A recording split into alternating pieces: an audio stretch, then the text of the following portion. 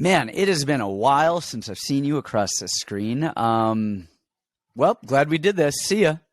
Every time we come back on, we give like some crazy excuses of why we've been gone or why we've been off. And then every time it's like, man, it's been such a long time since I've seen you. But this is the last show of the year. It is the last show of the year.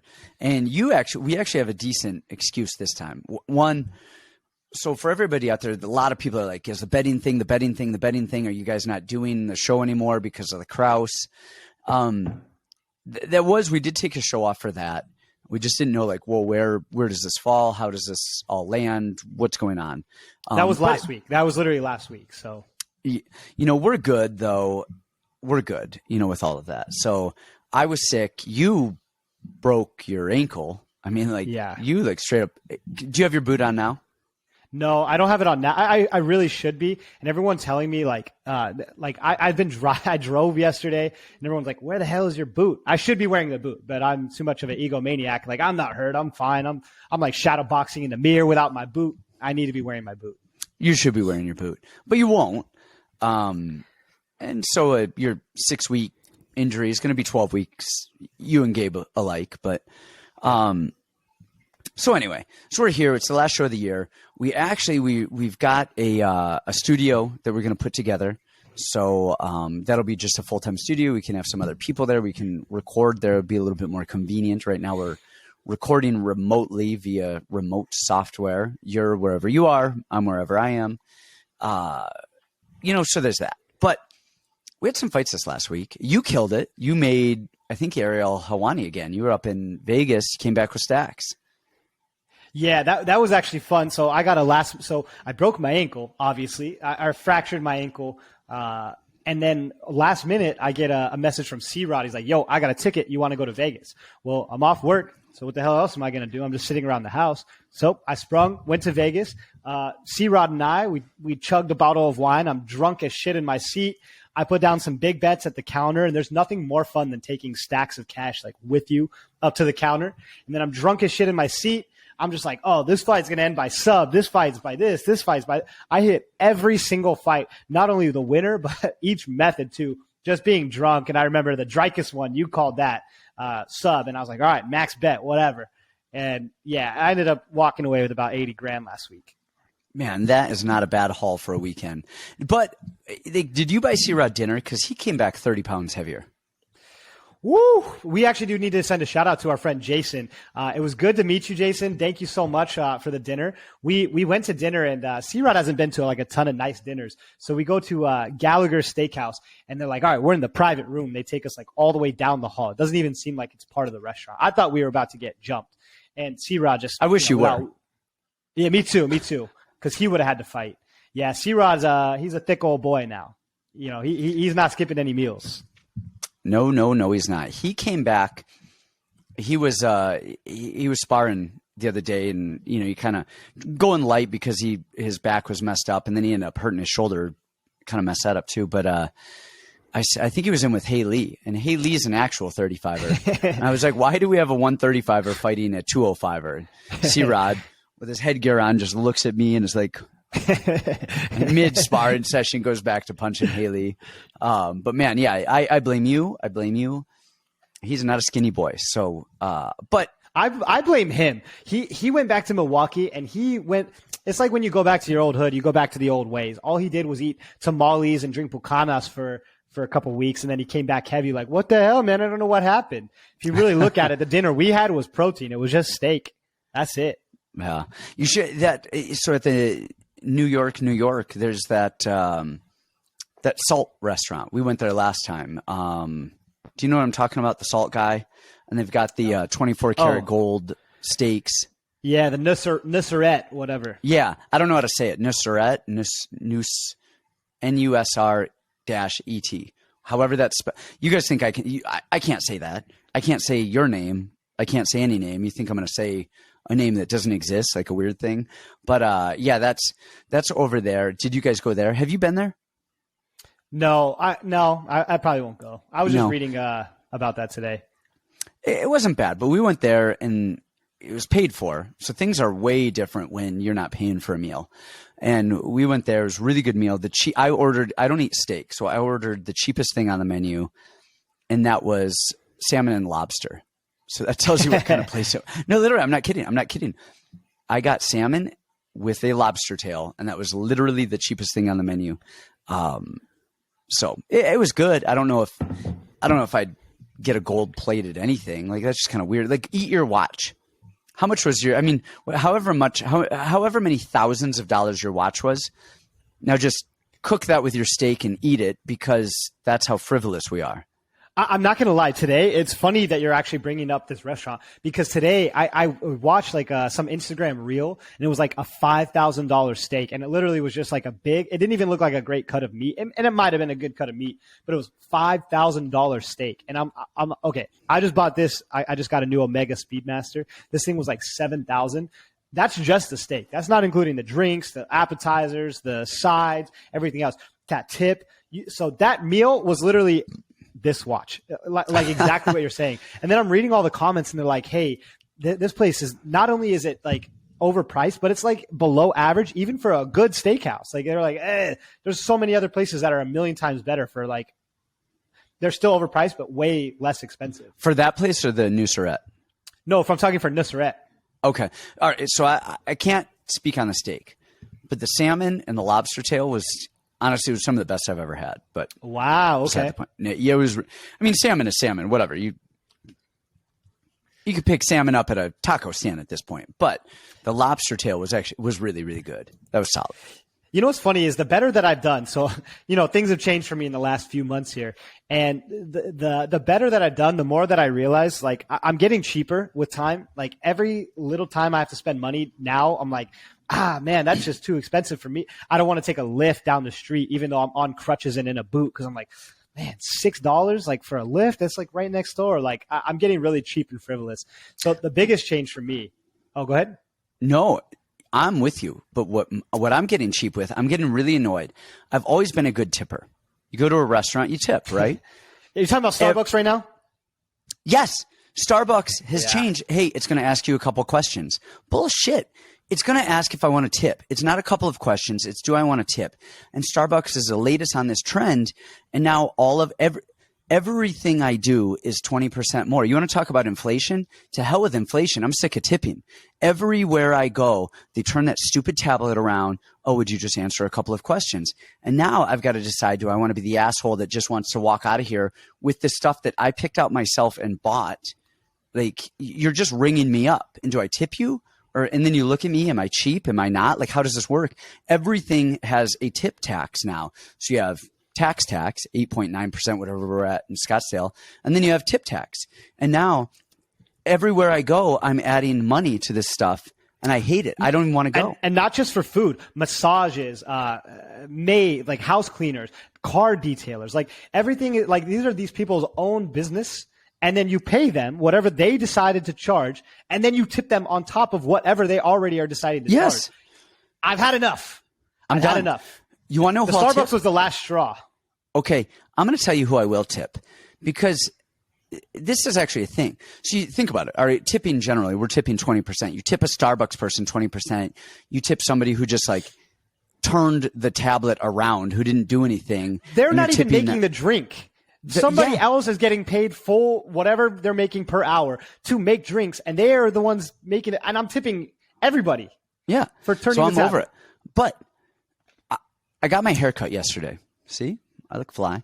Well, I just look old with less hair. But I got a haircut, and I was in there with somebody else, and the other person, I forget how much the haircut was, like $30, and they tipped like $5, and I was like, I mean, I guess that's, almost standard. 20. Yeah, tip. But I thought, bullshit. Like, these people are actually doing something. They're spending 30 minutes actually cutting your hair and actually doing something. They deserve infinitely more than the ass twat from Starbucks who poured a cup of coffee and handed it to me. I'm not getting a 10-ingredient drink. I want coffee. If I want a crazy cup of coffee, I get coffee with a shot of espresso added to my coffee. That's it. Like, this is not a thing. So I'm sick of the tipping. I'm over it. I will tip haircutters so much more. I'm over it. People that provide you a real service and actually take their time. I love a person who will just sit down and take their time. I'm pretty sure, I think we've talked about this. My barber, I think, is like a little bit autistic. Like I told you. Yours is out of control. No, he's like not out of control, but out of control at the same time. We had this discussion where my barber, he's introverted, maybe a bit autistic, a little autistic savant. Like he doesn't know how to have a conversation or be sociable, but he cuts hair very, very well. Like he is perfect with the fade, clean up my eyebrows. He'll, give me a little shave if I need it. He's awesome. He'll spend literally an hour on my hair. The hurdle is that hour of awful discussion that I have to go through to get there. So here's the only part that pisses me off. I hate when people ask for money. I am happy. I am a generous person. I will give. I will pay for a meal. No questions asked. But I hate when people ask for money. And so just like the screen, okay, I pay my barber every time. And instead of starting at 10%, 15%, 20%, their tip ratio starts at 35%, 40%, 45%. And then you have to click other to get to a different amount. To change it. And you feel guilty, right? If you click a different option. Whoa, what kind of person are you? Are you cheap? Are you broke? And I hate being called broke. Like, I just want to play fair market value for whatever this good is. I've never been cheap with a barber, but I feel like they're calling me cheap and broke. Like if I don't click the 35%. 35% is over the course of, 2 haircuts a month. Like it adds up. And it pisses me off. Honestly, it doesn't even matter if it adds up or not. Like, it's annoying.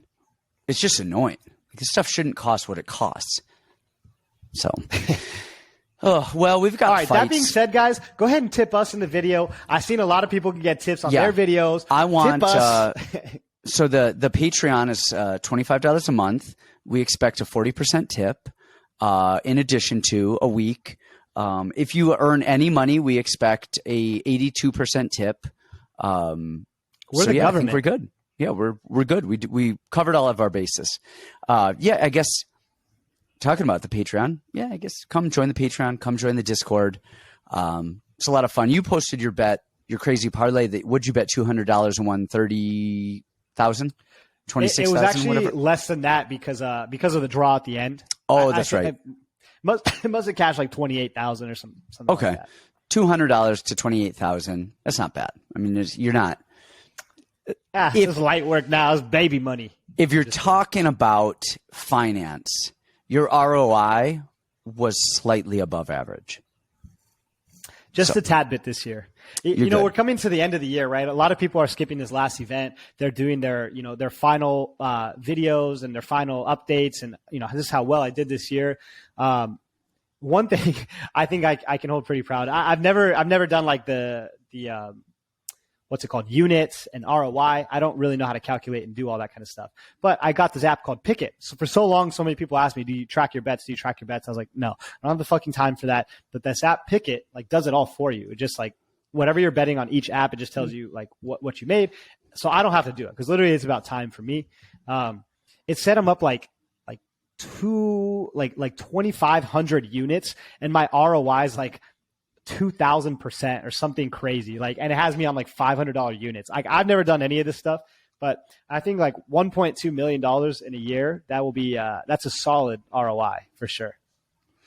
It's not bad. It's probably better than some of the other people out there claiming differently. That's all right. All right, let's get into this week. Hey, before we do, I just want to ask you 2 questions. A lot of judging issues going on. Patty Gordon, what's your thought? Okay, so watching live, because I was there and I had pretty good seats. I was also sitting with a guy whose best friend is Jared Gordon. So, I was sitting in biased seats. I really was. Watching live, I thought Jared won all 3 rounds. Or a case could be made for at least 2 out of the 3, depending on how you kind of look at like the end of the round or the optics at the end of the round. That being said, I also sat 10 feet away from Anderson Silva versus Jake Paul. And sitting 10 feet away from the ring, I thought that Anderson Silva won that fight clearly to me, right?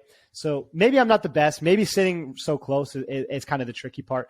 To me, in my eyes, just on scoring, on knowing fighting, I had Jared like 30-27 is probably how I would have gone. I could have seen a 29-28. 29-28 for Patty is not the most ridiculous card I've ever seen, but I don't agree with that decision at all. Yeah, I have to agree with you on all accounts. The biggest thing is they were relatively close rounds, but I thought Gordon won. Man, I might have thought he won all three of them. Maybe I would have given one round to Patty. That said, it wasn't like the worst robbery I've ever seen. You know, it was like, did I think Gordon won? Yes. Did Patty? But the thing though, and this is especially live, the crowd plays such a big role in this. And so anytime Patty did anything, the crowd is cheering and going nuts and going crazy. And so that is a thing. That said, it wasn't the worst robbery I've ever seen, but I thought Gordon won. But the UFC doesn't have anything to do with this. I mean, they kind of don't. Now, the judges should know, if they follow MMA, which they should because they're MMA judges, they should know who the A side of these things are. And in a close fight, they're going to give the A side the win. I mean, they're going to give the A side the round. They're going to give the side, whoever's fan base is cheering louder, they're going to go, yeah, I'll do that. Now, what did you think about the Yan Ankalaev fight? Well, we left in like the fourth or the fifth round, so we could start to kind of clear out early.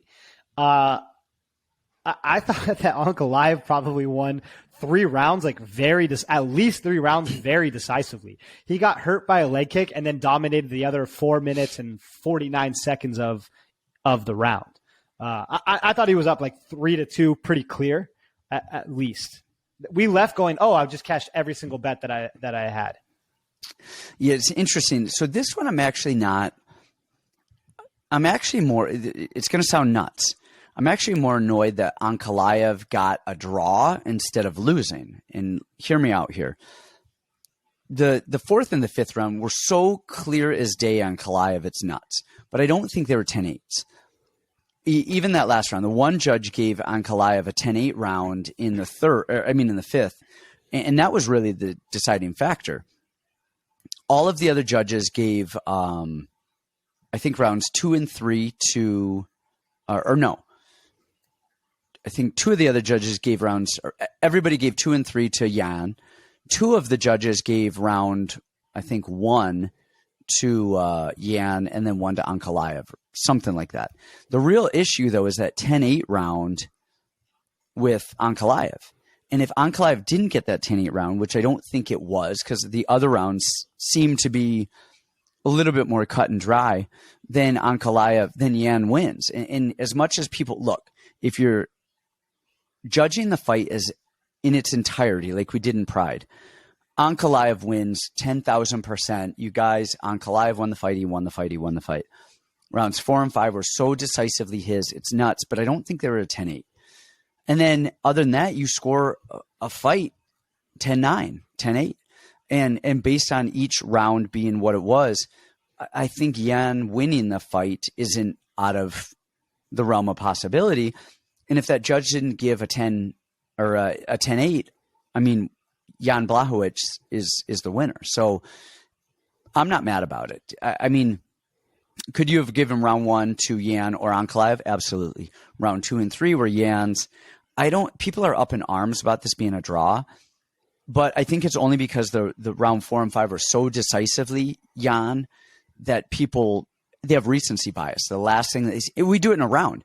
You can win 3.5 minutes of a round, and then the last 90 seconds somebody comes on, but you forget about the first 3.5 minutes. That's the same as a fight as a whole, which is why why fights are scored round by round. Because if you just remember the last 3 rounds, whoever won the last 3 rounds is going to win the fight no matter what happened in the first 9 in boxing or, whatever. So anyway, I'm not so opposed to it, but it was Doug Crosby who gave that 10-8. And Doug Crosby is also the same guy the night before who gave all 5 rounds to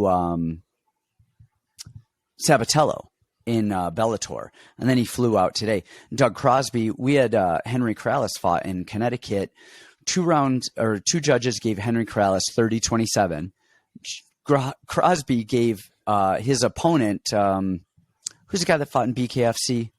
Gertz, Brandon Gertz. He gave Gertz 30-27. And we were like, are you kidding me? So it was a split decision. Doug Crosby gave all 3 rounds to Gertz. The other 2 judges gave all 3 rounds to Corrales. Crosby is the single worst judge in the game, and that dude should be banned from it. But anyway. Well, so I mean, speaking on the whole Krause thing, like I think there's some funny business there with that kind of stuff too. But I think, there's these like crazy conspiracy theorists and stuff like that. Each of the fighters are throwing fights. I've never experienced that. I've never okay, to me, you think that Hunter Azure is like, man, I'm going to stick to the script and let Jack Shore win. No, he'd rather be in the UFC right now, cashing way bigger checks. So, like, I've never seen like people throw fights or like anything like that. I think the real corruption is obviously with the judging. I mean, some of these are inexcusable. With the Sabatello fight, I could have seen 4-1. Honestly, I thought Sabatello won the fight. I could have seen 4-1, but a 50-45 is a bit irresponsible just for the criteria. I mean, it's more than a bit irresponsible for the criteria. I mean, that's crazy. Well, think about the bad judging we've seen in the PFL. I mean, that's like, for a while, it was like, don't touch the PFL because I still wouldn't touch the PFL. It's still it's the most corrupt thing in the world. I would never touch the PFL. If you guys sign up for the Patreon, just know from me, you're never getting PFL picks because I'm not touching PFL. I've learned my lesson way too much with that. Yep. PFL, no bueno. All right, man. Well, let's get into this week's fights. Let me just refresh my handy tapology, make sure we're doing everything in order. Who do we have? We've got Cannonier and Strickland. Main event. I actually like a lot of – it's funny. All right, so you guys, I've got to qualify this. There's a fight on this card that I refuse to talk about. Do you know what that is? If it's going to be Cheyenne Velismus, I'm going to be upset because I actually like that fight. No. I watch tape on that. Yeah, generally, if there's a fight, it's a girl fight that – no. What's like, so, all right. What is it? It might be the co-main event. Yeah, co-main event. Arman and Demir. Do you know why I'm not talking about that? Because you don't want to see either guy lose and you don't want to go out for either guy because we love them so much. I don't want any skin in this game. I refuse to watch this fight. You guys, I sent you this fight. I remember I screenshotted or texted you or something like a month or 2 ago and was like, oh my gosh, this is happening. Like, this is my dream of all dreams of all dreams. I love Demir. I love Sarukian. This is a grappling. I mean, maybe it ends up being a striking affair. I don't care. I don't want to even look. I refuse to even watch tape on it. I wouldn't. And I love both these guys, but I didn't even want to look. I didn't want to like go, oh, I think this guy's going to win. I didn't want to be tempted to think somebody's going to win and then talk about it and then do anything. Nothing. This is pure to me. This is the purest fight. I want nothing to do with anything. I just want to watch it just in all of its glory. Whether it's good or bad, this is what I want. So that's my favorite fight on the card. But anyway, starting the card, we've got Sergey Morozov versus Journey Newsom. Give me your thoughts on this, and let's get this going.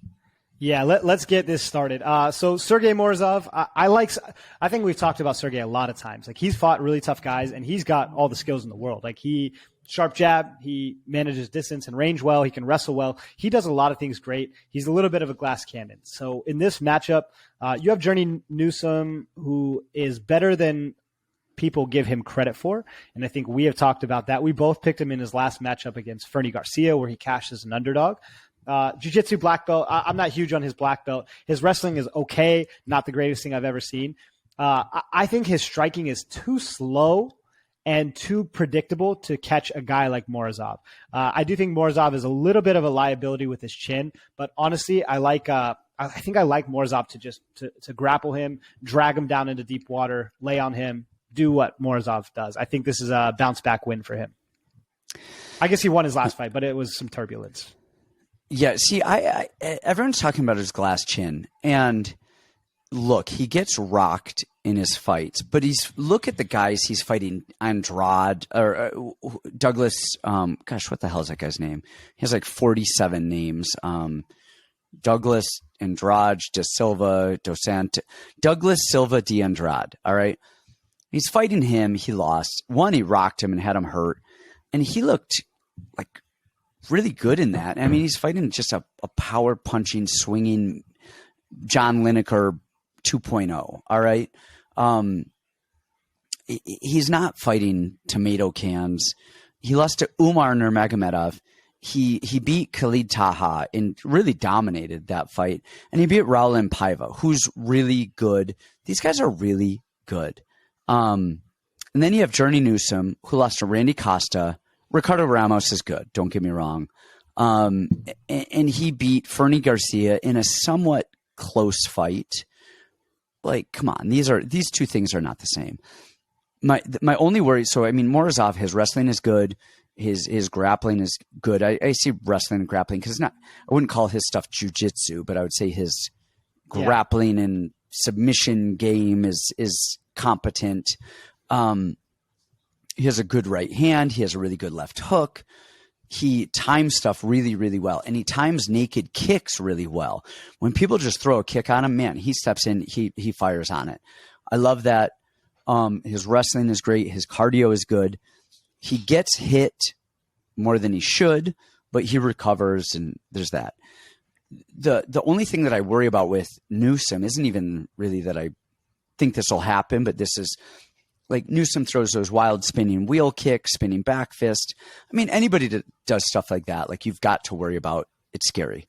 Other than that, man, I love Morozov here. Like I don't worry about his chin. I love him. I love him here. I think he's a freaking. I mean, I'm not saying lock, but as close to a lock as you can with somebody that has some chin issues. You know, I like him here. I think it's a solid go. All right. Nice, clean, and easy for fight number 1. So then that takes us to David Dvorak versus Manel Kape. Dvorak's a funny one. He does everything well. He's super clean. He's honestly, like, if you were to say, like, how is this guy's boxing? How is his wrestling? How is his cardio? How is everything? It's like you would describe everything that he does as really good, or at least decent. Like, there's no real flaws in Dvorak. I mean, on paper, he gets chinned. He's got a chin. If you want to talk about a chin, I think he's got a button, but he doesn't do anything. He just waits. He waits. He waits. He waits, and I think that's his biggest issue. He's got good defensive wrestling. We don't see him offensively wrestle much at all. Good clean strikes, good everything. He checks all of the boxes, except he just forgets to fight. And then on the other side of that, you have Manel Kape, who is solid. First of all, it is bullshit. He won that Nikolai fight. What do you think? Do you think he lost that or he won that? Well, I picked Nikolai, so I think he won easily. Man, watching that fight back, dude, freaking Manel Kape won that fight. I was watching it again. Man, I thought he won the fight. He made really good adjustments. Nicolau took him down once or twice, I think, in the first round. And then he made really good adjustments and defended those and made some changes. His volume is good. The issue that we've had with Manel Kape in the past that people have always said is his volume is kind of low. Well, like he'll throw in these spurts, but then he does not a lot in between. Where here in that Dvorak fight, it doesn't matter because Dvorak has some of the lowest output of anyone I've ever seen. It might have been the Nicolau fight that the two of them just stared at each other for 5 minutes. Like Dvorak's output is really, really low. Manel Kape, man, when he pressures, it is great. He has good volume. He mixes his strikes up well, head, body. He has good reads. He makes good adjustments during the fight. He has good power. I love Kape here. Every which way you could love Kape in this fight. I do. Honestly, I do too. This was the one shining spot that I found last time, or like that I found on this card where I'm like, dude, I love this spot. Like you said, Dvorak is not bad anywhere, but he's just so basic. And like you always say, basic's not a bad thing. It's not, but it's not going to win against guys who are spectacular. And Kape is one of those guys who is actually spectacular. He wrestles very well. His hands are insane. I was just with Manel Kape a few weeks ago. Man, I've never seen a flyweight that freaking big in my life. Again, I use myself as like a gauge. I'm a big flyweight, I believe. I think I'm a big flyweight. I'm wide.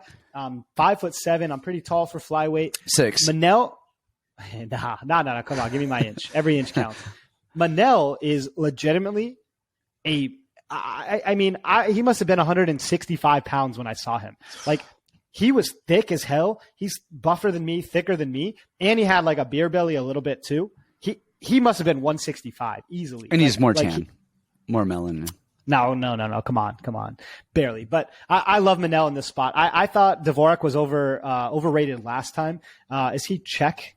Is he a Czech fighter? I don't know. His name has a lot of squiggly lines on top and dots. He's from the Czech Republic. He's from the Czech Republic. So I pointed this out last time. His record looks insane, right? Like, he's got this insane record. Go through the record. It's not what you guys think it is. He's fighting a lot of like local Czech guys who suck.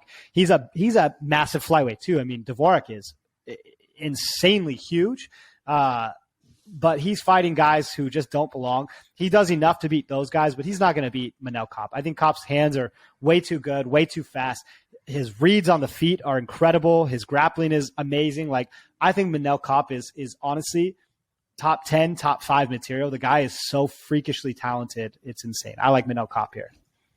Yeah, and let's really quickly, hold on. Let me pull up his record. We won't spend too much time on this. But he is 2-2 in the UFC.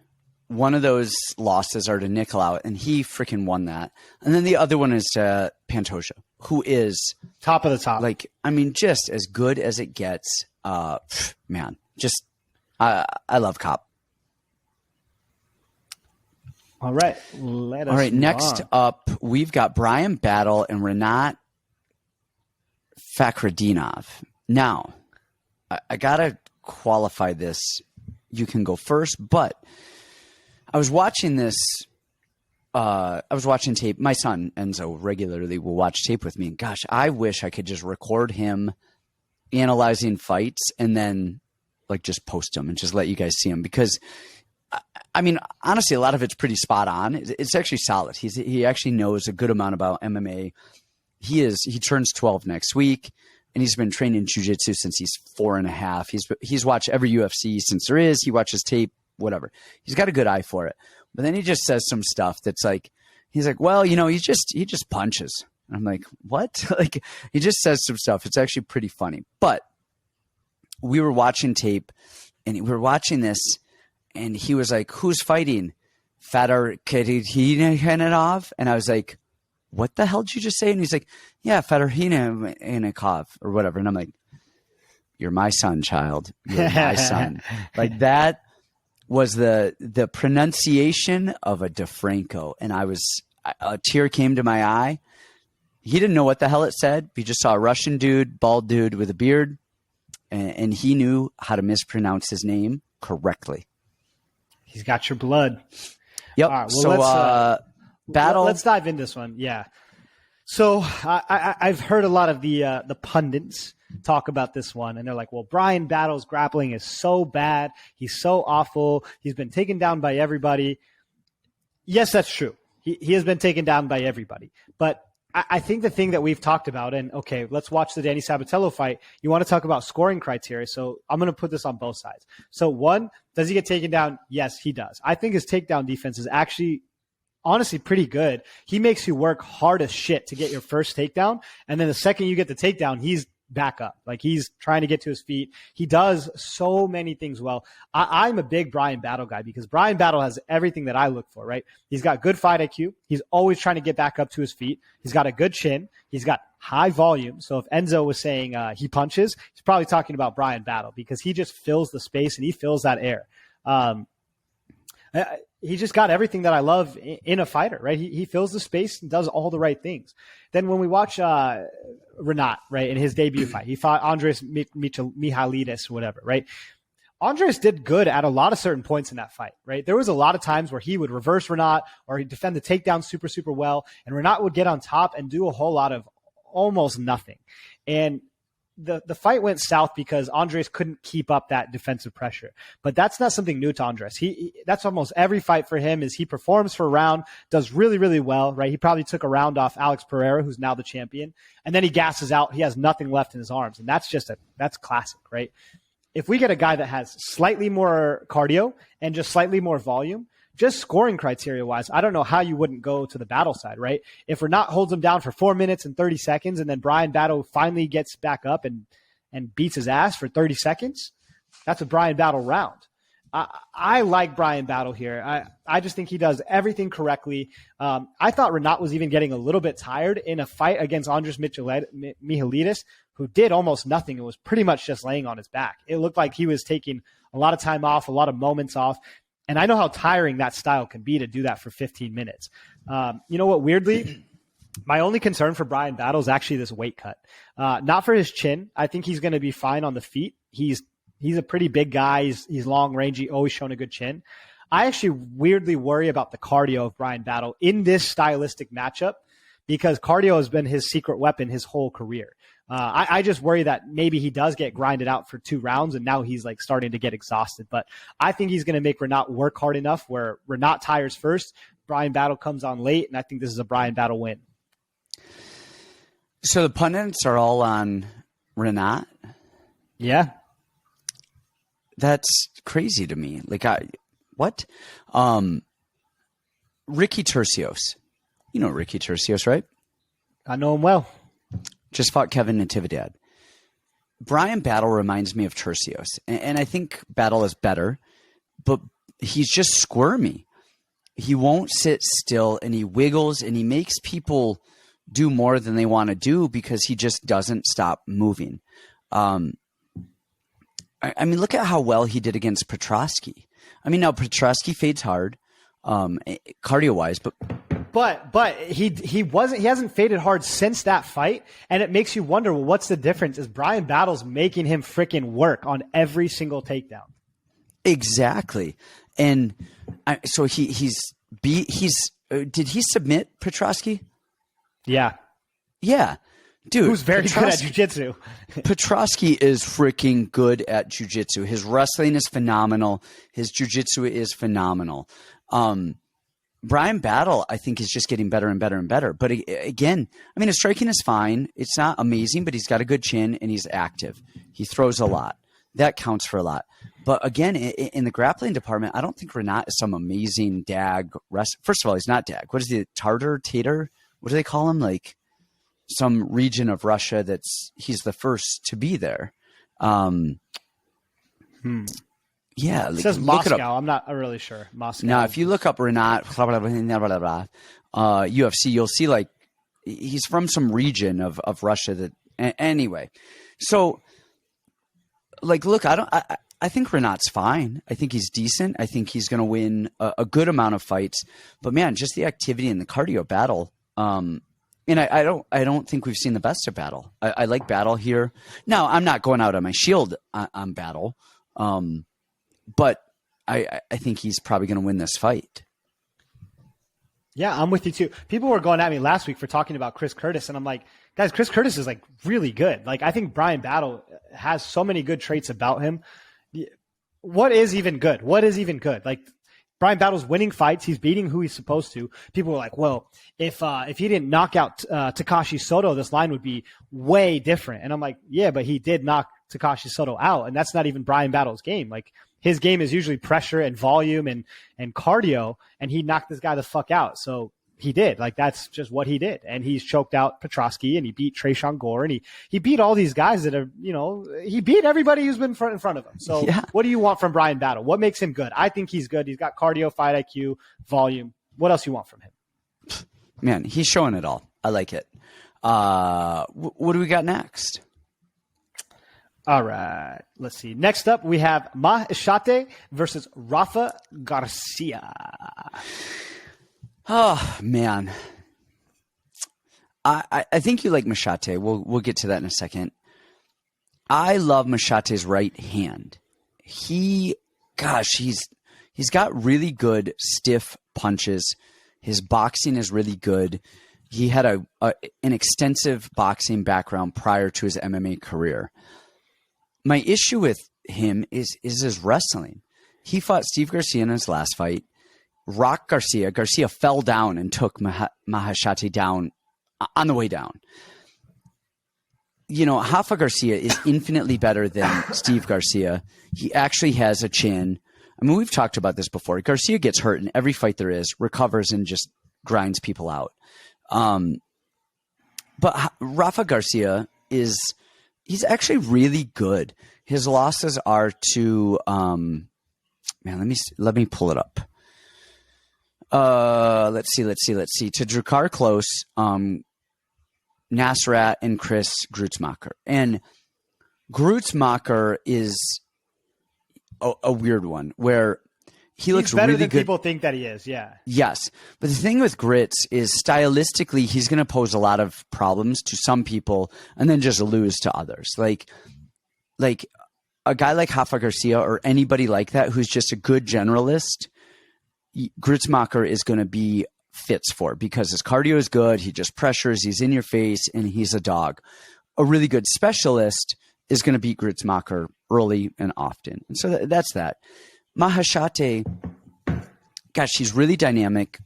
Like his submission defense is decent. We saw it in one of his fights in Russia before he got to the UFC. He just got taken down and mauled, but he didn't get submitted. But man, I don't know. Well, and first of all, in that on his Contender Series fight, he got rocked as well. Just standing, he got clipped. Man, I think that Garcia is really good. I like his head movement. He mixes his boxing in with his wrestling. He has good cardio. He moved from Cub Swanson's place up to Colorado, and he's training with the Elevation guys. Man, can he get clipped? Abso-freaking-lutely. Has he ever been finished? No. Man, I really like Garcia here, and I mean a lot. And at last I looked, he was minus 130. I don't know where he's at now, but man, I think Garcia is a solid freaking play here. Well, so this kind of matchup, I usually, the body archetypes, I like to go the other direction. Like the guy who's just going to, we just talked about this scoring wise, the guy who's going to grapple the whole time versus that like really long guy who's very slick, got good counters, good, decent enough takedown defense. Usually I like to go the other way on this one. But so the first fight when he fought Nasrat, I was like, dude, screw this guy. He's only beat cans. He sucks. He's been fighting in Mexico and all these other places that suck. I was a big Rafa hater. As he's been in the UFC, now I think he never gets the credit that he deserves. I think he is so much better than people think. Every time they see him, they're like, oh, this guy. I thought he was going to beat Drakkar, and Drakkar actually really impressed me in that fight because I think Rafa's legitimately very, very good. And that was a close fight. That could have gone either way. Yeah, it definitely could have. I think moving to Elevation, he's leveled up 10 times. His boxing looks great. He just has the appearance of a guy who just always knows what he's doing. Like he's just kind of an ultra vet at this point. He knows when he has to bite down on his mouthpiece and go get a takedown. He knows when he has to swing hard. He just is game as fuck. I love me some Rafa Garcia, and I love me some Mahashate. In this one, like I said, usually I want to pick the other archetype. I like that taller, rangier guy, that young kid that they're trying to push. I just think he's going to run into a roadblock with Rafa. I think his wrestling is so good. I was actually just looking at his Instagram right now. He's always in decent shape. I've never seen him in shape like this. Like his abs look insane. I think he can box. I think he can just do a million things well. And, he's preparing for that big right hand, and he's got a chin, and, I think he'll wrestle if he needs to. So, I want to go Mahashate. I love Mahashate, but I like Rafa as well. For me, this is probably going to be a stay off this one fight. I'm just going to side with you. I'm going to trust the coach. I'll go Rafa Garcia here because it could, in hindsight, end up looking really easy, and then Mahashate goes on to have a good career after this. But I think Rafa is he's the truth. All right, there we have it. Next up, we have, I think personally, this might be the closest fight to call is Said Nurmagomedov and Sadiokub Kakramanov. And I say it's close because it's either going to go one way for Said or one way for Kakramanov, but it's really hard to watching tape and on paper and all the skill sets. Because again, you guys, I mean, we can't read the future. We can only look at the tape. We can only look at the background. So, I mean, one of these guys could kill the other one, whatever. Looking at what I see, I'm like, man, this could be a very one-sided fight, or it could be a very, very, very close fight.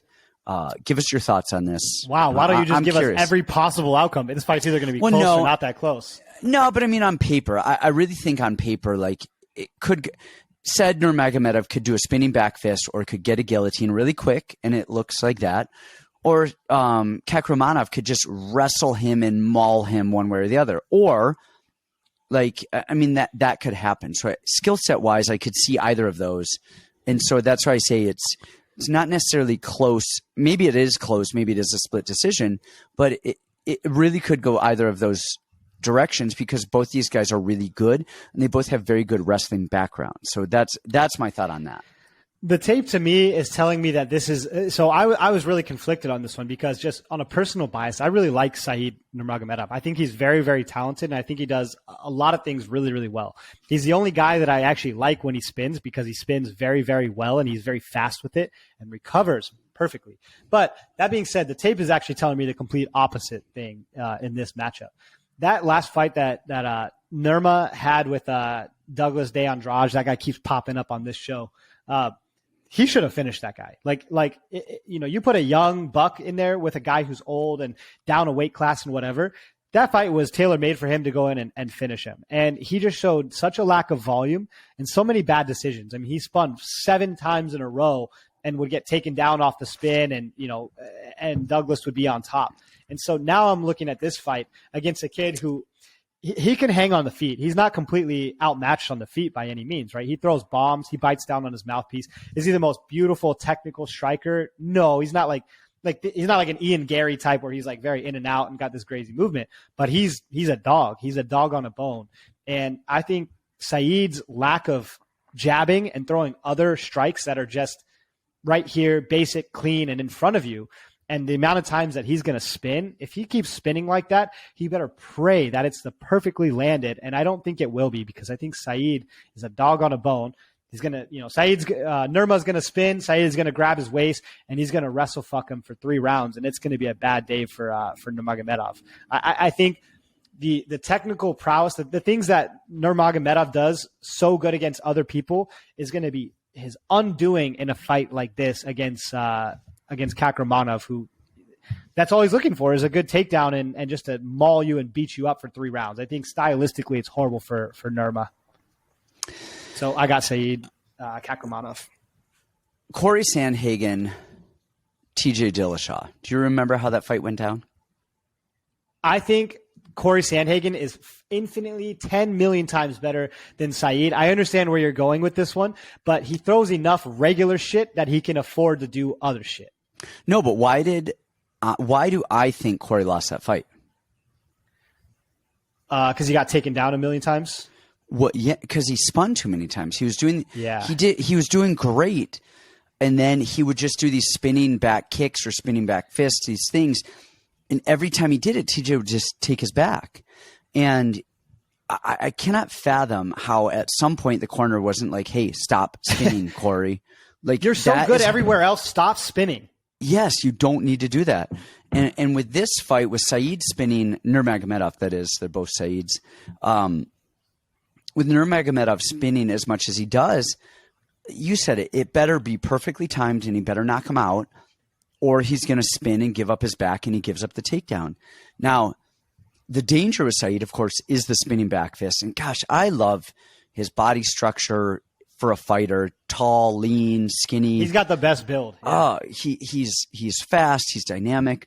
But then it also gives him those skinny little long arms, give him that guillotine as well, which we saw him hit Cody Stamann with really quickly. My worry is, and this is why I said it's a closer fight on paper. I mean, not even a closer fight, but it could go either way, is Said is going to shoot. Said is going to shoot a lot. And Nurmagomedov, I mean, does he get that little sneaky guillotine if you have 15 minutes? Because I don't believe Kakramanov is a finisher. And so he's got to maul Nurmagomedov for 15 minutes and he's going to shoot a lot and that neck is going to be there. I think it's going to be very close. I think he's going to hurt Kakramanov. I think he is going to attack a lot of chokes, but I think in the end, Kakramanov is going to win. But what actually worries me, as I'm talking about it now, is 15 minutes for Saeed to win. And we saw it in Kakramanov's fight, a couple fights before he got in the UFC, is he was winning, got tired, flying knee in the face, because he just is too predictable. I like Kakramanov here. I don't think, if I were betting, which I can't even bet anymore because of the UFC, if I were betting, I would probably stay away from this because Kakramanov is so predictable and Saeed is very dynamic and has a flying knee. He's got a guillotine. He's got the spinning back fist. I think Kakramanov wins this, but don't, this shouldn't be your anchor, guys. Whoever you pick here, it shouldn't be your anchor. I like Kakramanov for the win, but who knows? All right. What is next? We have, the matchup I cannot wait for. Mr. Oh, really? Julian Marquez versus Deron Winn. Go ahead and kick this one off. Man, for being 5'3" in a division where the second shortest guy is 6 foot,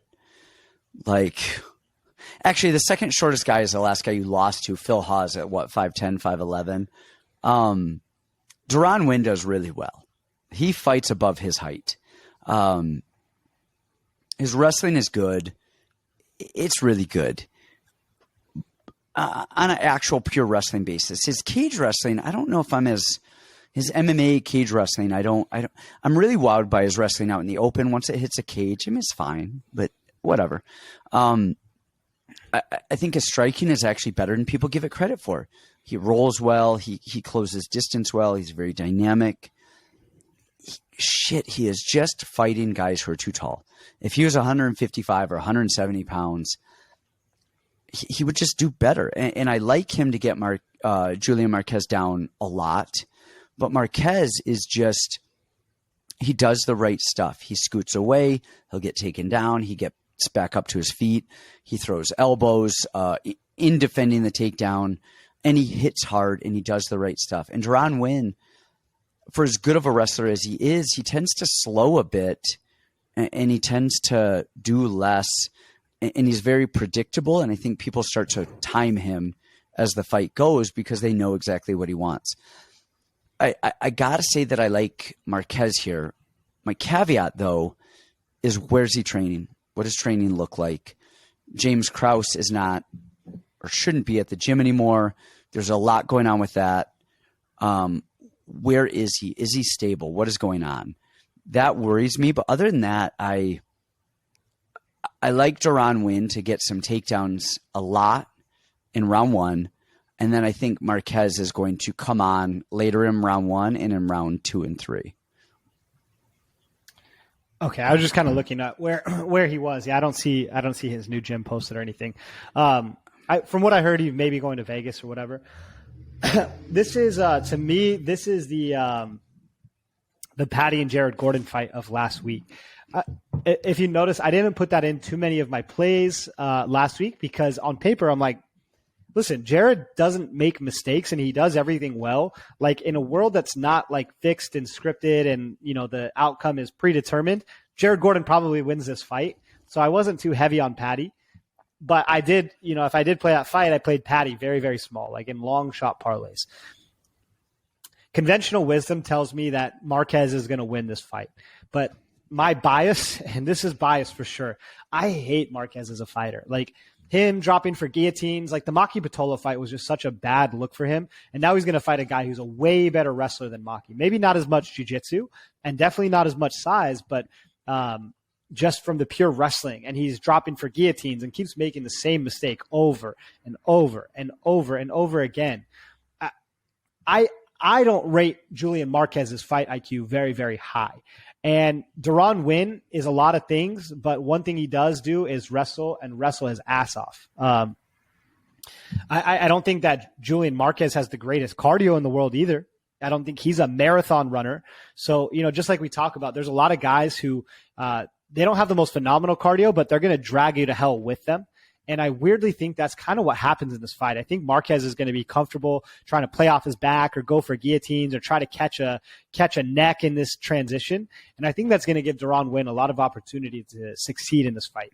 So again, the pundits are like, man, this is lock of the century. This is max bet on Julian Marquez. That sentence makes me want to throw up because I don't agree with a max bet ever being on Julian Marquez, just for a million different reasons. I don't think his striking is as clean as people think that it is. A lot of people thought he was going to beat Gregory Rodriguez, and I was like, you guys are crazy. Like, I don't think so. Now, Gregory is not Deron Winn. There couldn't be more polar opposites. But I could just see a world where Deron Winn takes him down, beats him up, takes him down again, beats him up again, and Julian Marquez is so tired from defending a million takedowns. Deron might be tired too, but I'd rather be the guy on top and tired than the guy on bottom and tired. So I'm going to branch out. I'll go crazy. I got Deron Winn in this fight. Man, it's funny you say that because watching this initially, I was thinking Deron Winn. I was like, oh, he's going to wrestle him and just drag him down and do exactly what you said. And it's not out of the realm of possibility at all. I just feel like he's one of those guys who will find a way to lose. Yeah. And that's it. And that's the thing. And I feel like Marquez, for as many holes as he has, he will fight for 15 minutes. He finds a way to win. They're the opposite. That's exactly it. That's exactly it. I feel like these guys were training together. Deron Winn would win every single round they've ever gone. Like, that's it. But in 15 minutes, like, man, give Deron Winn 15 minutes to lose and give Marquez 15 minutes to find a way to beat him. And that's why I've got to go. That's why I'm going with Marquez. It's almost a Brian Battle thing where like he just keeps moving and he just keeps doing and he just keeps trying. And Deron Winn does really well early and then just gets a little too predictable and a little too flat-footed and a little bit slower and then just gets rocked or whatever. But anyway, I don't think that's a bad call. I like that Deron Winn, the way that you broke it down. And if he wins, it's going to be exactly like that. And that's what I thought initially. And then I was just like, gosh, I just don't know that I trust Deron Winn to not lose over the course of 15 minutes against a guy who will always try to win for 15 minutes. All right. What do we have next? Oh, we've got Jake Matthews and Matt Semmelsberger. Give me your thoughts, man, because this is actually this is going to be a fun fight. Like, this is going to be an exciting fight to watch. Yeah. Okay. So I heard a few people saying like this line is insanely wide. Again, I'm not much of a line as wide kind of guy. I like Jake Matthews in this matchup. And here's the reason why, right? He looked very human against Sean Brady. This guy's been in the UFC since like 2014. He's been in the UFC like a ridiculous amount of time, has actually almost like learned on the job and come up almost entirely through the UFC. If you look at his actual skills, he's got all the skills on paper. He can box. He does a lot of things well. His grappling is very, very good. He ran into the truck that was Mr. Sean Brady, right? And to me, there's no shame in that. I mean, Sean Brady, I think, is still so good. You know, funny moment. This week we were in Vegas, and I was with C-Rod, who used to train at Rufus Sport with Bilal Muhammad and, you know, Gerald Mearshard and all these guys. So after the fights, we go meet up with Bilal, and C-Rod looks at me and goes, "Hey, Bilal, this guy, he didn't think you were going to win that fight at all. He put his whole life savings on Sean Brady. He said you suck." And I'm like, dude, what the fuck is your problem, man? Bilal was like, "Oh, that was really, after a bottle of wine." Yeah, a bottle of wine and a million other things. I think Sean Brady is still the goods. I don't care what happened in that fight. I still think he does a lot of things well. And he made Jake Matthews look very human. But Jake Matthews beat a lot of guys. I think he does legitimately have skills. I think the grappling is going to be the biggest upside here. If they do stand and strike, I actually think that Jake Matthews' boxing is a little bit more crisp. I think we saw that in the Fialho fight. I like Fialho a lot. Again, that's another one. I still like Fialho. I still think he does a lot of things well, even if he's looked very human in his last two fights. I think Jake Matthews has good boxing. It looked much improved in the Fialho fight. I think he's got all the grappling upside here. Semmelsberger's been taken down by almost everybody, right? And then in the Fletcher fight, Fletcher died, and Semmelsberger took over after that. I think Jake Matthews has much better cardio, and he knows how to fight very, very well. Like he doesn't blow his wad in the first round. I think he can put together a clean 15 minutes, whether it's striking, on the ground. I like Jake Matthews in this matchup. Let me start with Semelsberger. That was like 98% Matthews and like 2% Semelsberger.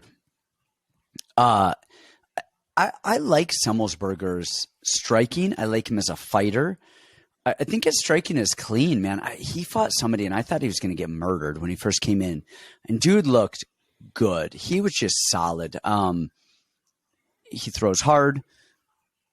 He's stiff. He's definitely stiff. He's definitely not a very fluid striker.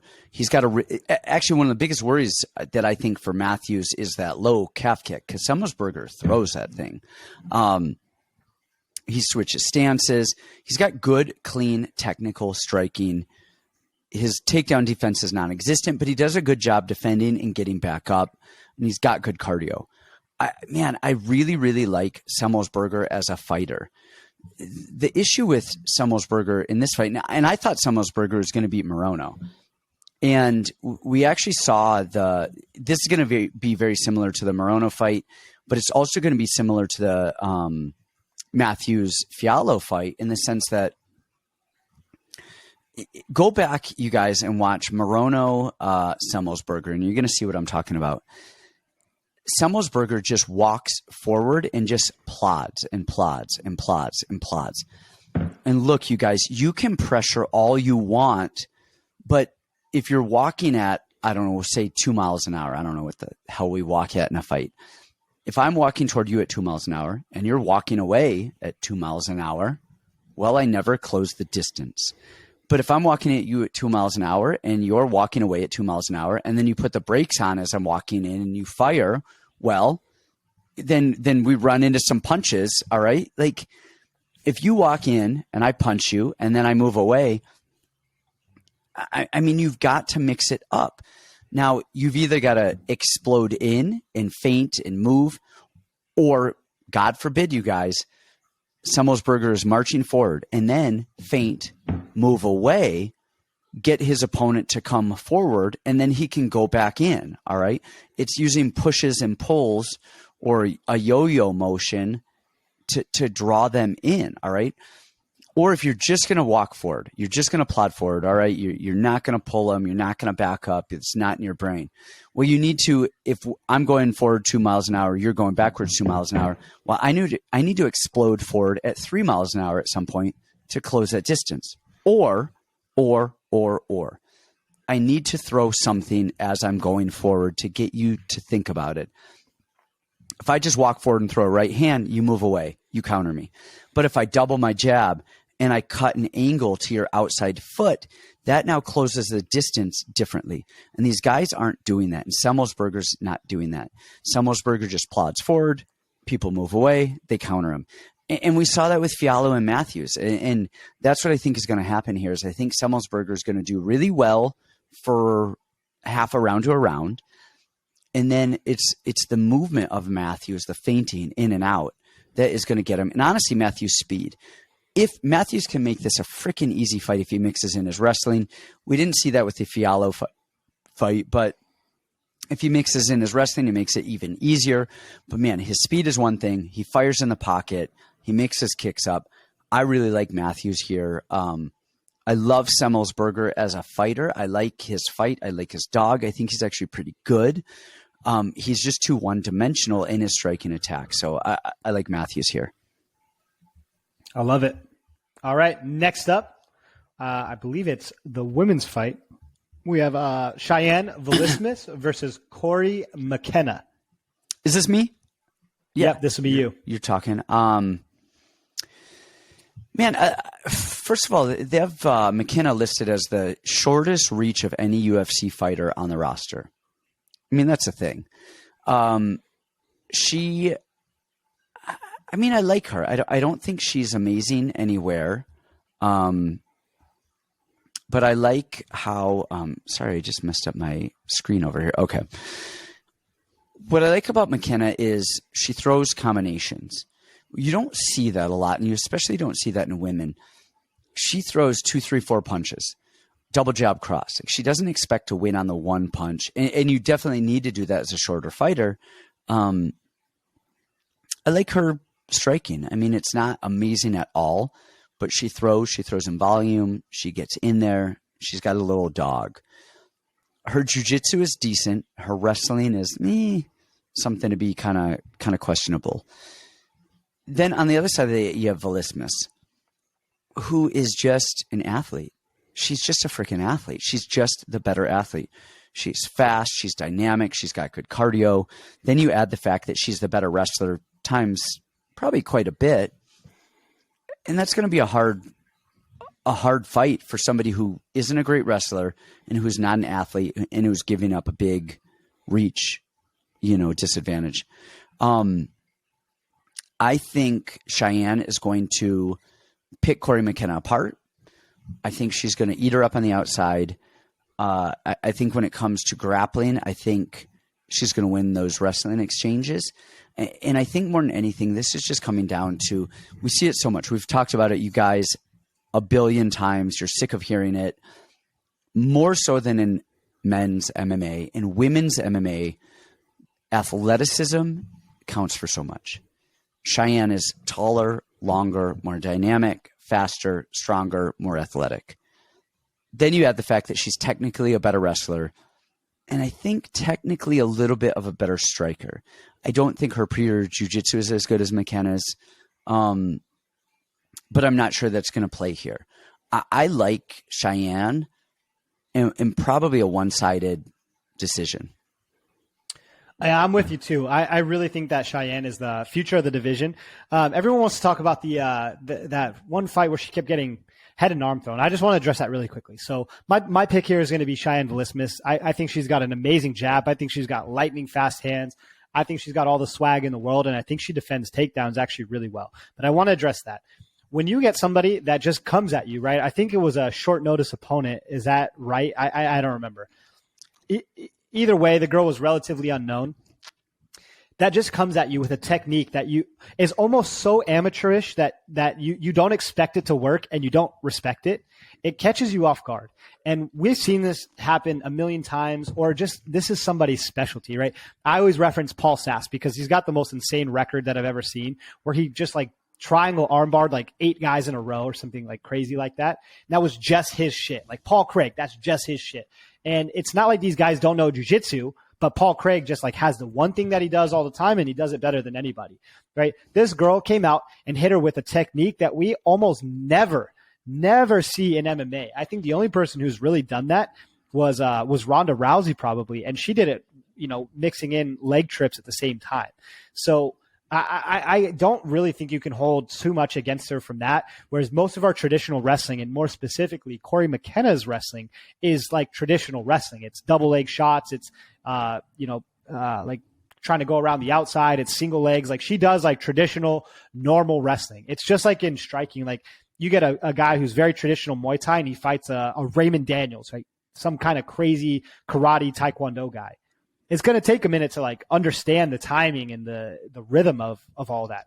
And then once you get it figured, you'll be fine. I think if they fought again, her and that girl, she'd be training head and arm throws and she would beat the shit out of that girl badly. So for me, I like Cheyenne. I think her hands are so fast. I think she does a million things well. I do like Corey McKenna as well, but you're right. The size, the athleticism, I think they're teeing up Cheyenne. And honestly, I think that was evident by a few of the fights that she's had canceled. I think Cheyenne would have beat that other girl within an inch of her life as well. So I think the UFC sees what they got with Cheyenne. Yeah, and Cheyenne's just getting better. I was critical of her. I don't remember what fight. I know we broke her down. Gloria DePaula fight. Was that it? Yeah. And I was just like, gosh, like I just was not big. And then going back and watching her now, I'm like, she's good. She's good. I like her. I don't think she's where she needs to be yet, but I like her trajectory. I like her skill set, and I think she's getting better. Yep. I want to send a shout out to King Casey as well. I know she's a big fan of the show. That's one of her main training partners. So shout out King Casey. Who's that? What's her actual name? King Casey O'Neill. Oh, okay. I'm dumb. I don't know people's nicknames. Man, well, nice. Next up, we've got Cody Brundage And who is he fighting? Oh, Michelle Oleksiejczuk. Ha. Yes. Come at me. I said that shit perfectly, I think.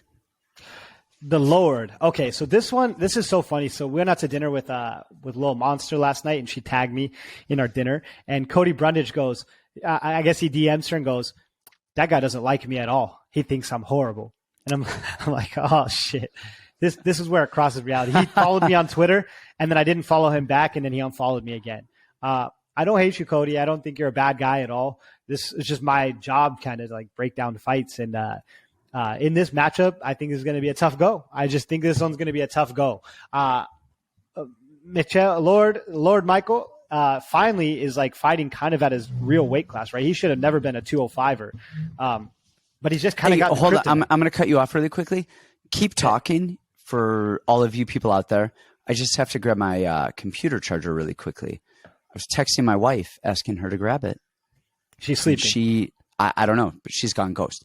Keep talking. I'm going to grab I have my headphones on. I'm going to grab my computer charger so we don't go ghost. Okay. No, yeah, tell us. Keep talking. Oh, yeah. No, I'm good. Just go ahead. Thank God he's gone. I fucking hate white people. He want to come on every time and steal this whole show and talk about, a jab. Wow. He's always saying this kind of stuff. I'm over it. I'm just over it. Like, get to the point. You know what I mean? So Lord Michael, he's got great takedown defense. I love his hands. Good cardio. I think this guy is game. I think Brundage does a lot without doing a lot. Like, he's doing a lot of movement, a lot of head stuff, a lot of feints, but never actually capitalizes it and throws it. We watched that Dalcha fight. His wrestling gets shut down immediately, and he looked like he was in some bad trouble until he kind of hit that Hail Mary guillotine. So for me, this is probably one of my favorite spots on the card. Is I'm going to take the guy with great takedown defense and sick hands. I got Lord Michael here. So I didn't hear anything you said, so I'm assuming it all went well. I'm back. You took Lord Michael? Yeah, I took the Lord. Okay. It's hard to go against the Lord. Who do we talk about earlier who will find a way to lose? Duran win. Talk about find a way to lose. Cody Brundage is I think my wife just came out to grab my cord, but I already did it because she didn't get here in time. Anyway, where was I? Oh, Cody Brundage. Are you saying lose or win? Because he's been finding ways to win when he's getting his ass kicked. Yeah, he does, but then he also finds ways to lose. So I feel like Brundage is a guy. He's probably a super nice guy. But he's the nicest guy. He's the nicest guy ever. Dude, MMA is not for everyone. And I think Brundage is a very good, probably wrestler in college when he was there, competitor, probably a guy in the gym who is really good. But when you get in the cage, fighting is different. And for all of you competitors out there, for all of you guys who think you want to fight, getting punched and elbowed and kneed in your skull and then just going, let me just keep going. It is different, you guys. Fighting is different. And I feel like that is Brundage. I feel like he really wants to fight. I feel like he's probably very good in the gym. I feel like he's very good technically, but he can't put it together in the cage because it freaks him out. And I feel like Michelle Oleksiejczuk doesn't give a shit. And that dude's like, man, let me roll, let me punch. He's just not where, like, we have a guy, JSP, Jonathan Pierce, just fought Darren Elkins. Like, that dude, you could beat him. You could hit him 6 times in a row, and he's just there. I mean, it's just, all right, well, you hit me, and now we're fighting, and whatever. Some people do not, like, waver whatsoever when you punch them in the face, and some people panic. And Brundage, I think, panics a little bit, and Oleksiejczuk does not. And I've got to go with a guy who has great boxing, who has good fight IQ, who defends well, and who doesn't panic. over the guy who is probably pretty good but panics. And that's what I see in Cody Brundage. Is I see a guy who panics, who when he can't get the takedown, when he can't get the sub early, he freaks out and goes in desperation mode, and then is like, get me the hell out of here. So, and he jumps guillotines a lot. This is something we talked about. If he just wrestled, I think he's athletic enough. He could do very, very well. If he just wrestled and punched and controlled hips and punched, he would be great. He'd be really serviceable, really, really good.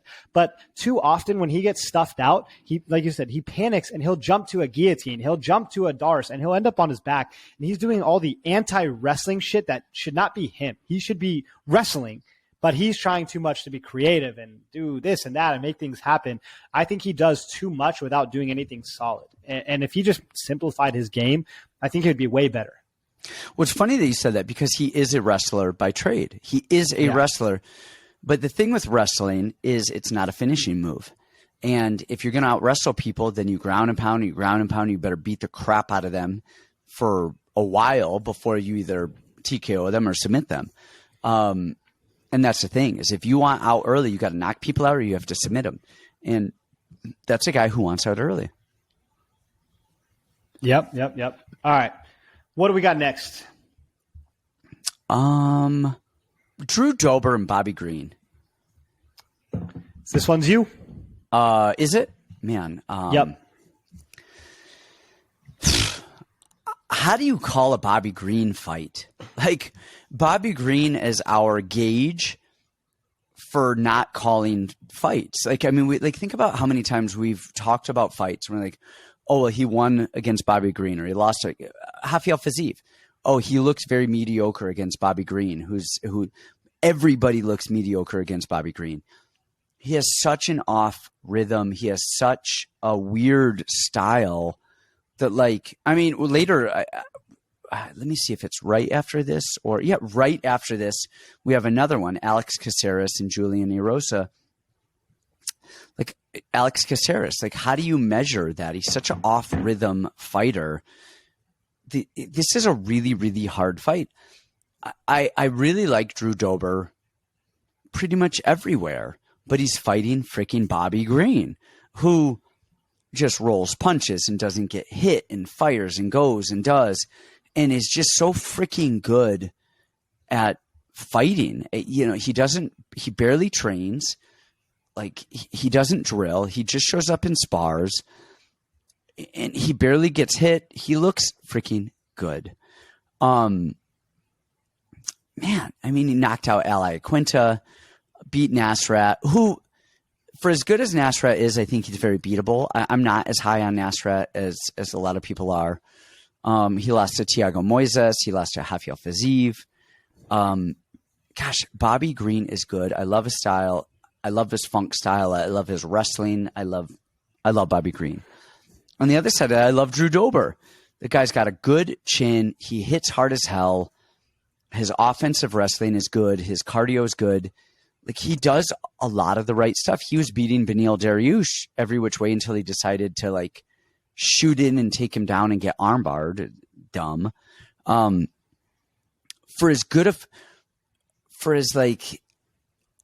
what's the way to word this? Bobby Green has no game plan at all. He's just fighting, but he has really good fight IQ. He knows to, like, defend the takedown, stay on top, not jump for guillotines. And for as good as Drew Dober is, he will sometimes do some dumb shit. He will, like, attack and take down Beneil Dariush, who, well, he got him down, and then look what happened afterwards. He's got power. I've got to. I'm not even happy saying this. I'm not happy saying either of this. I lean Drew Dober because I think he's just a little bit more dynamic. And I think he can land a little bit more and do a little bit more damage. That said, I mean, you're fighting Bobby freaking Green. I 51-49% lean Dober in this. Again, outside of a Makachev, somebody who's just going to take you down and blast W and maul you, I mean, any striking battle with Bobby Green is a coin toss. Yeah, even most grappling exchanges are too, because he's so good. His initial takedown defense and then standing back up, he is just so like he's a guy that just knows how to fight. Like I wish I could be Bobby Green because I think too much and do too much. The one thing before I give this over to you completely, that why I lean Dober. The other thing is, I feel like Bobby Green will sit back a little bit, and if all things go. If it goes to a decision, I mean, if it's a finish, who knows what happens, whatever. But if it goes to a decision, I feel like Drew Dober will initiate a little bit more and Bobby Green will sit back a little bit more.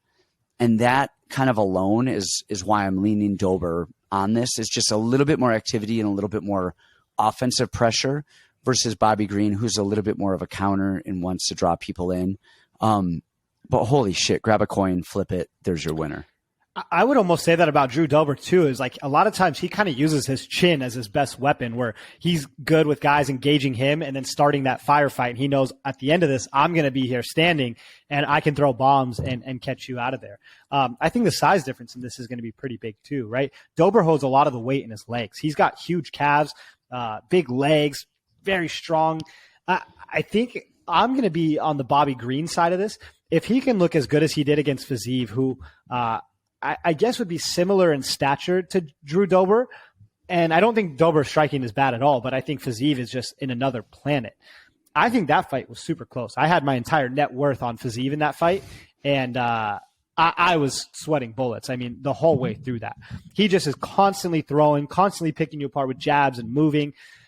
I think I got to be on Bobby Green decision here. Like, I think I have to, just for the volume, that long reach, the rolling the punches, just like the antics, right? Like we talk about, how usually marching someone down, that'll win rounds, but so does a lot of screaming and yelling and talking shit and like these theatrics that he does.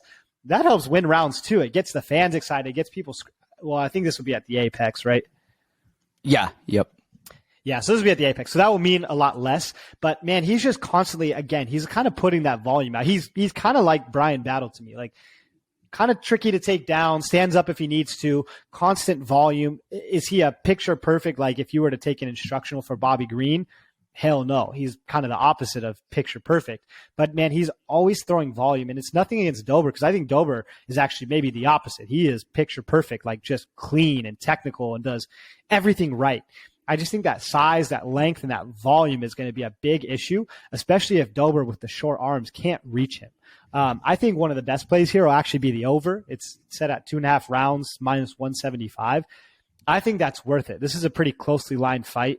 I don't think Bobby Green can knock out Drew Dober. I don't know if anyone can knock out Drew Dober.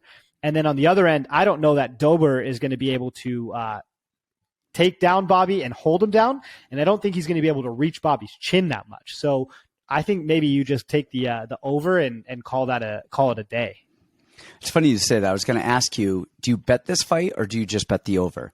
And I think the over is the only play here. Not the only play. If you guys like, it could, I mean, whatever. But I think it's a very competitive fight in so many different ways that there are other better fights to bet on the card. And I think the over is almost a given here. Why risk the money line on it? Yeah, I'm totally with that one. All right. What is next? Well, next up, we've got Alex Caceres and Julian Erosa. So give us your thoughts on that, and let's ride. God, Julian Erosa just pisses me off because, like, he's got the abilities to be so freaking good all the time, but he's just always hands down and getting chinned all the time. But weirdly, I think this is the perfect matchup for him. I think he'll shine in this one. Alex Caceres, his striking is just so crazy and so spastic and so all over the place that it almost works for him and his style. I don't see him probably getting Erosa down, so he'd have to get tricky with the jiu-jitsu, but I think Erosa just going to check a lot of the boxes. I think he's going to outpoint him. As long as Erosa doesn't get tired and get chinned, I think he should probably cruise to a decision here. I like me some Julian Erosa in this one. See, I am completely on the other side of this. Man, I think Caceres, Erosa, I love the fight that Erosa shows. and he is just he's got dog for days, and he's actually pretty good everywhere. The thing though is he just kind of he plods forward and he marches forward, and he's just kind of looping and wide with his punches. Caceres' lateral movement is really good, and then he knifes his punches directly in front. Like, I mean, they're straight. Erosa also catches kicks really well in the traditional Thai sense, but Alex kind of throws these weird karate style kicks that are just a little bit off rhythm, and I think that's going to kind of mess with Erosa. But I actually think the grappling of Caceres is really good. The wrestling, I don't think is phenomenal, but I think he understands how to control the cage, and I think he knows how to shoot and take the back well. I like Caceres here because I think he does a little bit of. I think they're both very awkward and both very lanky and both very off rhythm. I think Caceres is just a little cleaner in some of his stuff, whereas I think Julian Erosa is just a little clunkier and a little slower and just a little bit more labored in his movements. I think these two match up very well, very closely in skill set. I think they're very similar fighters. I just think Caceres, I think it's probably going to be a decision. So I think take the over. I think Caceres is just marginally cleaner in his movements, and I think he's a little bit lighter on his feet, and I think that's going to be the difference here. All right. I don't love that fight to bet on. That one is just one that Alex is like crazy, and he's been doing so good in his career resurgence. And Erosa, I think, is like the frame and the body, and just like loves to just get chinned and get tired and get everything. But the other thing too is hold on. I mean, he's had a streak. I think he's 5 or 6 in a row, and then he lost to Sadiq. And Sadiq's thing was, even in the first round, it was pretty close. I think I might have given that first round to Caceres. And then Sadiq was just in his face, blasting low kicks and just fighting him. And there was a good change up mid-fight. And it's an athleticism thing that Sadiq was like, look, I'm the better athlete. I'm younger. I hit harder.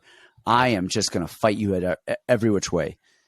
Erosa, I think, is very good, but I don't think he's going to be able to like bully the situation. I think he's got to he's got to find his sneaky little spot, whereas Sadiq's like, man, I'm going to stand in front of you and go. Let's go toe to toe. And that's what I think the difference is there. But all right, now let's move on. I just want to get that out. All right. Well, then next up, why don't you go on this one? We have Mr. Amir Albazi versus Alessandro Costa. So Costa, he's 12-2. Well, I want to know. So he fought on Contender. He won. He didn't get a contract. And then he fought on the Lux Fight League, which we've seen about 1 billion tomato cans fight and win in that. I've got a prop bet here for you. When the drug tests come back, does Costa pass it? That is my prop bet. Because that dude looks like he's on all the acai. All of it. I think every Brazilian in the world is on gas. On every single one. Every one of them. Men, women. Children. Sea creatures. All of them. Everybody. So Costa, he's another one. He's almost like Dvorak that we talked about earlier. Dude does everything well. Like, he's not bad anywhere. And his shining thing, though, is his power. That dude has power for days and days and days, even in the third round where he is putting people's lights out. But like Dvorak, he does nothing in between. And so really he's a KO or bust, right? I mean, like, he's got to knock Amir out, Albazi. And if he doesn't, he's going to lose by a point fight, the volume game. And Albazi has good volume. He has good striking. He has good – honestly, Albazi is solid freaking everywhere. So it really comes down to, do you think Costa is going to knock out Albazi? And if you do, you've got to bet Costa by knockout or Costa by finish, no bet type of thing. Because I don't know that he wins any other way. Albazi's wrestling is phenomenal. His jiu-jitsu is phenomenal. His rhythm and his range is phenomenal. I am on the Albazi train on this one. Every which way you can get in the Albazi train, because I don't think that he's going to get knocked out. And I honestly, I don't see any other way that Costa can win this except for a knockout, most likely in the third round. I think Albazi's good. I think he's clean. I think he does all of the right stuff. And really that, I think it's that cut and dry. I put a thing out a couple of days ago because I didn't want the line to move too much, because even when I started looking at it, I think Albazi was like minus 350, and then he was like minus 450, and then he was minus 500. Is it worth the bet on Albazi at minus 500? I don't know. I think he wins. I think it's probably a clear winner. Generally, when we talk about these guys at minus 500 that we just love, those are the guys that somehow freaking pop a parlay. I don't know if it's even worth throwing him in just because of the line, but I like Albazi here. I love Albazi here. So first, it's short notice for Acosta. I don't think he's been in bad shape or anything, so I don't know how much that really plays into it or anything like that. But I look at these two, right? This is my weight class. So I look at if I had to fight these two guys, me personally. I would love to fight Costa. I think that would be a great fight, great matchup for me. And I would hate to fight Albazi, a guy who like just does a million things well, is super athletic, like great jiu-jitsu. Like I'd be like, shit, how the hell am I going to beat Albazi? And Costa, I'm like, he's got such little midget arms, pretty predictable striking. He really just has to catch you with a bomb. And as long as you keep your guard up and you wrestle him, you're going to tire his little ass out. And I think that's exactly what Albazi does. You told me Albazi was super small. I stood next to Albazi not that long ago. He's maybe only an inch or two shorter than me. He's not that small. He's decent size. He's not that small. I was expecting a little midget guy, and I was like, oh, I'll whoop his ass. But no. He's good size. I think Albazi is the goods here. I really like Albazi. Now the line, it is a little crazy for what it is, but if we're counting on a knockout in a flyweight fight, that sounds like a tough task at the UFC level. Albazi is an extreme couture guy. We know the UFC loves the extreme couture guys, especially when they're fighting at the apex. I like Albazi. I think Albazi probably finishes him as well. All right. Sarukian Damir Ismagulov. Holy hell. All I can ask for in this is that it somehow grapples a little bit. Like, God, these guys are so freaking good. Let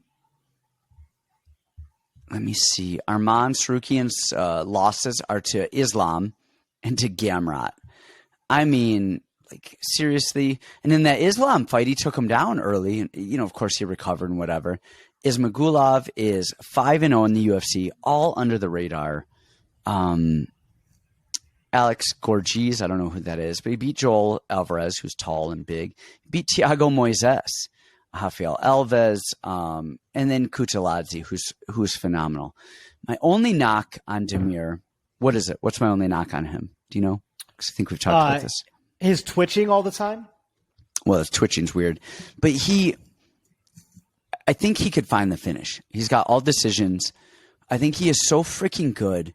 Just put a little bit on the line. His wrestling, you guys, is unbelievable at a really, really high level, technical level. But so is Arman Sarukian's. Holy shit. Sarukian is more dynamic. He has more power. But Damir has the length, the reach, and that beautiful jab and the beautiful range. Like I said, this fight, I absolutely refuse to watch tape on it because I just want to go in there and watch this fight. I don't want anything to do with bets. I don't want anything to do with like a breakdown. I don't want to pick somebody. I don't even want to pick somebody because even on the Discord, if I'm like, hey, Damir's going to win or Sarukian's going to win, then I want that person to win just to be right. I want nothing. This is a clean slate. So, Brandon, give me your thoughts on this. Well, I don't even want to hear your thoughts. I'm going to take my headphones out because I don't even want to know. I don't want to know anything about it. Yeah, I'm right there with you. Actually, it's like weird. Last week, the fight that I couldn't wait to see was Buckley and Chris Curtis, because I'm like, these two are just so skill for skill, like really closely matched up, and like body types, and like I was just like, I can't wait. That was my favorite fight on the whole card. And then, just like you, this is the fight that I can't wait to see. I think this is a crazy fight for Armin to be taking. A guy who's, I don't even know if he's ranked, or if he is, it's like really low in the rankings. This is high risk, little reward for him. I love me some Demir. He, as a fighter, is everything that I want to be. Great wrestling, great counter wrestling, amazing jab. Like that is, if I could be, the perfect fighter, that's who I would be. And I think he is phenomenal. That being said, I think Armin is 10 times better than Guram. And I saw Demir getting really slow in that Guram fight, right? Guram is not, I don't think, half the wrestler that Armin is. And, with each takedown and each defense, he looked great doing it, but it got slower and slower and slower and slower each and every single time. I think this is just a setup spot for Armin to get one back. As much as I like Demir, I think that Armin's going to put him on his back and then put him on his back again. And I think his striking standing up is just so fast. He moves so much. He does throw really, really good counters. I think he just mixes his MMA game so well together. And not that Demir is not good, but it's hard to show that you're having big moments when all you do is jab and counter wrestle, where Armin is going to have these bigger moments. He's going to have the takedowns. He's going to have these bigger events that if this goes to decision, which I anticipate it does, just like most people, I think Armin just has better optics. I think he could even tool him. I think he's got better cardio. Armin in a 3-round fight, that's a really hard person to stand across from. Armin in a 5-round fight, a little bit different. But in a 3-round fight, that's a bad man to step across the cage from. So for me personally, I'm going to be on Armin here. For what it's worth, and take this with a grain of salt, that doesn't always match up, but Gamrot beat Armin, and that was a 5-rounder, so there's that. And Kutaladze beat Gamrot, by decision. And then, of course, Demir beat Kutaladze. So I definitely – I think Armin is probably the better power wrestler. But I think these guys like Gamrot and Kutaladze, I think their scrambling is really good. Especially for MMA. So I don't know. I think Armin's pure wrestling is probably a little bit better than Kutaladze, but I don't know if it's 10 times better. I think it's marginally better.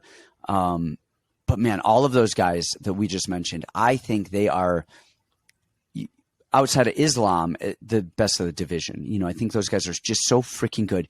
You have Kutaladze, you've got Gamrot, you've got Demir, and you've got Armin. And then you have Benny Dariush, who just...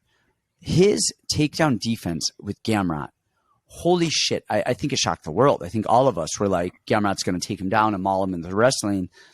Full lie. So, man, you had those guys. You had Benny Dariush. They are such – 155-pound division, I don't care who says it. You agree or disagree, you're all wrong. Best wrestling in all of MMA. Damn. Come at me. All right. We've got a main event. Let me hear your thoughts on Cannonier and Strickland, and maybe I'll give you mine.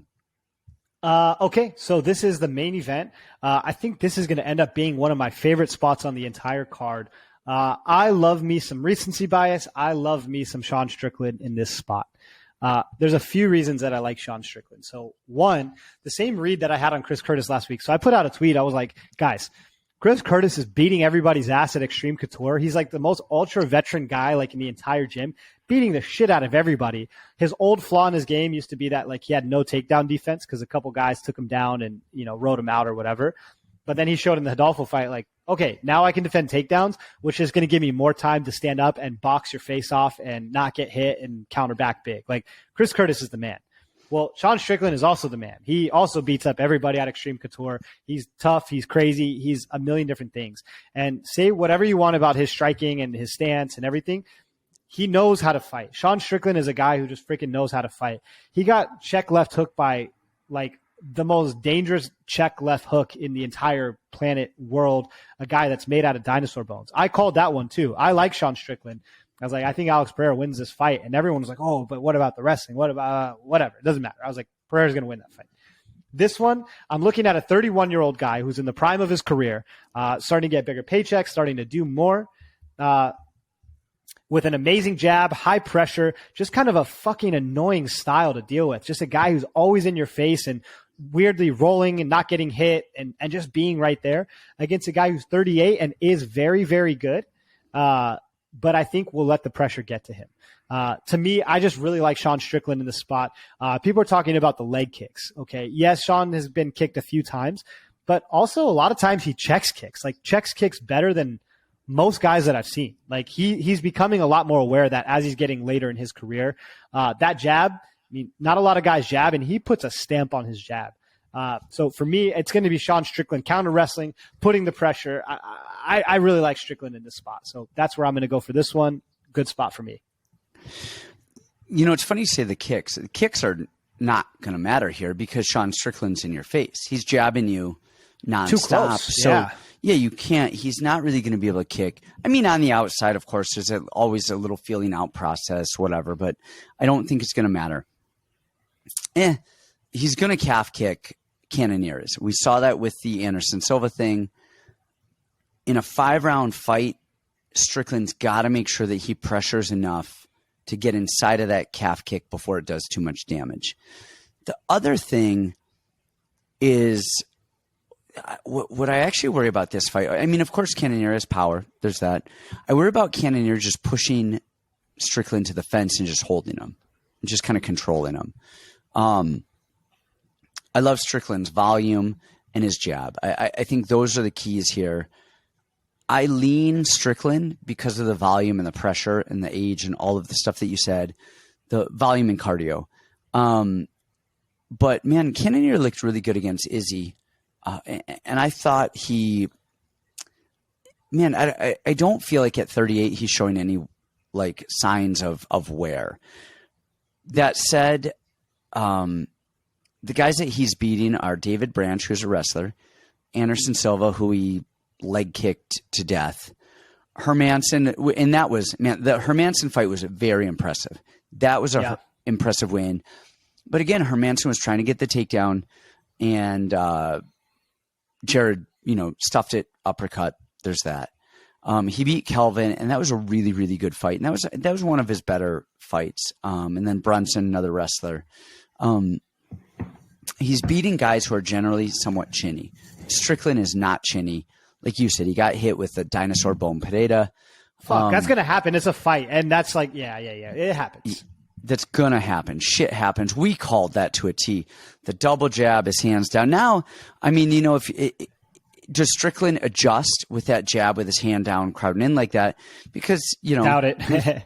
if you're watching tape at all, man, you're Cannonier. You're going to check hook for days every time a jab comes. That said, I don't think Cannonier has the, I don't want to say the power because he does. He is explosive and he is dynamic, but I don't think he has that death touch dinosaur bone that Pereira has. He's also 5'11" and Pereira's 6'3" and looks like a heavyweight. Exactly. He's got the reach. He does it. I like Strickland here. I lean Strickland, but I think it's going to be a really competitive fight. I could see that. Yeah, he makes a lot of things close. I just think that pressure, that's a shit style to deal with, especially over the course of 5 rounds. That sucks. Someone who doesn't die, has amazing cardio, spars all the time. Like, that's tough. We have Jonathan Pierce at the gym, man. Nobody wants to train with that guy. Nobody wants to drill with him. Nobody wants to spar with him. Nobody anything. Because you go with JP, and that dude is in your face and is nothing but misery until you're done. Like, that's it. And you said it earlier. Some people talk about cardio, but then others are like, they don't necessarily have good cardio, but they're willing to drown with you. And that is it. They will take you in deep waters and they will drown with you. Billy Q, look at him. That is it. Yep. Billy Q knows how to drown with people, and he's okay getting waterboarded and swimming and putting and going underwater because he knows that you're going to go a little bit lower, a little bit deeper, and you're going to freak out and panic and go swimming for sure. Yeah, I think I like Strickland here. I'm not going to die on the shield, but I think that volume in the jab is the volume and the pressure coupled with the jab is going to be the deciding factor here. So I actually can't wait to see this fight. I love a good Strickland fight. I'm actually excited for this one. You want to know what I like more than a Strickland fight?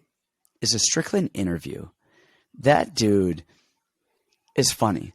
And you almost, it's funny. He has this kind of shtick of like, I'm crazy and I'm just going to say off the like cuff, wild, crazy stuff. But he's actually kind of bright and he's actually kind of clever.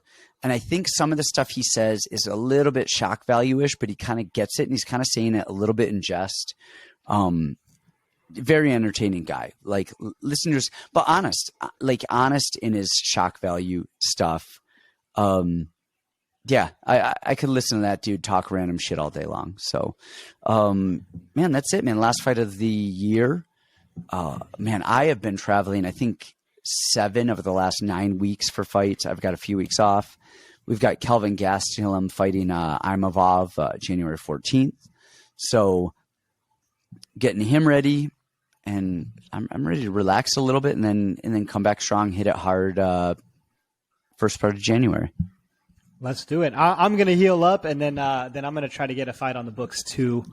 And yeah, who knows? Who knows how much longer we have to do any of this stuff? It's been an honor. It's been a great year. Like I said, I think we started this November or December of last year, so it's been a good year listen, it's been more than a good year for us. Thank you guys for the support. Thank you guys for everyone who's joined the Patreon, the Discord. That's a big family. I love it. I'm honored to be one of the leaders of it. So thank you guys so much for everything. Thanks for helping the YouTube channel grow.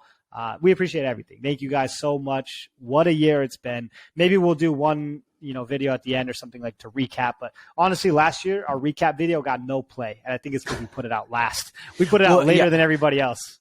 Ours was the very last recap of the year. So I don't think we're going to be doing that because honestly, like, what do you recap? You just kind of rehash stuff. I don't know. I'm about tomorrow, not yesterday. Good point. All right, guys. Thank you so much. Thanks for tuning in again. We'll see you guys in the new year. We'll see you next year.